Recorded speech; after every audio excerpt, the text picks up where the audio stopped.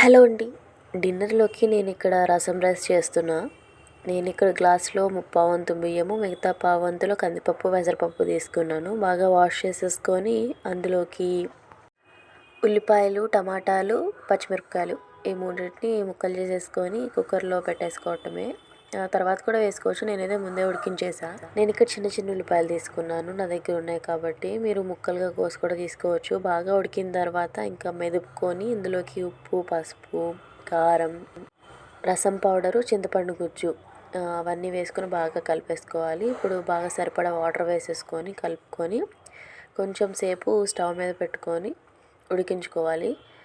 ఒక 5 మినిట్స్ ఉడికించుకోవాలన్నమాట. ఇప్పుడు తాలింపు వేసేసుకోవటమే. నేను ఇక్కడ నూనె, నెయ్యి 2 వాడానన్నమాట. ఓన్లీ నెయ్యితో తాలింపు వేసుకున్నా కూడా చాలా బాగుండిద్ది. సో ఇంకా నార్మల్గా తాలింపు ఎలా వేసుకుంటామో అలా వేసుకోవటమే.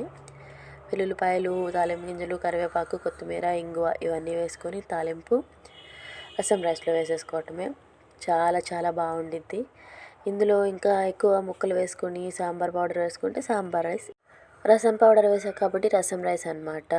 అప్పడాలు పెట్టుకొని రసం రైస్ తింటే చాలా చాలా బాగుండిద్ది. ఏదైనా పికిల్ కూడా వేసుకోవచ్చు. చాలా బాగుండిద్ది. మీరు కూడా ట్రై చేయండి. నచ్చితే లైక్ చేసి సబ్స్క్రైబ్ చేయండి. Bye bye.